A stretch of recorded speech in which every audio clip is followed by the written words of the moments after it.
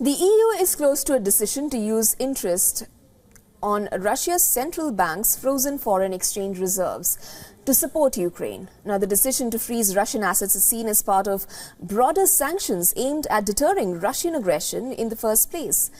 But with no end to the war in sight and the structure of the Russian economy not collapsing in one blow, the question is, how can the West, especially in Brussels, exploit these assets?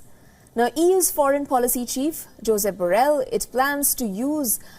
he says that it plans to use at least 90% of these revenues from Russian assets frozen in Europe. He adds that these will then be used to buy arms for Ukraine via the European Peace Facility Fund. And the remaining 10% would be put into the EU budget to help bolster Ukraine's defense industry. I hope that we can reach an agreement soon and change banknotes into weapons, because your soldiers don't fight with banknotes. They need physical arms. They need physical instruments in order to defend your people. Now, under the current norms, the EU budget cannot be used to buy arms. The European Central Bank has warned that seizing Russian assets could undermine confidence in the euro and the European Union markets.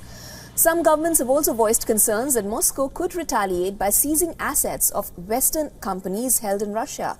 But Ukrainian Prime Minister suggests that no assets would be taken, but only the windfall profits they make.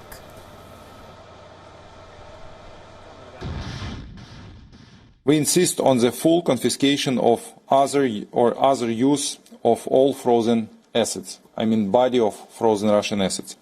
Europe and the world need an effective precedent for making the aggressor pay a heavy price for the destruction it has caused in Ukraine. Meanwhile, the West remains wary of crossing red lines drawn by global financial institutions.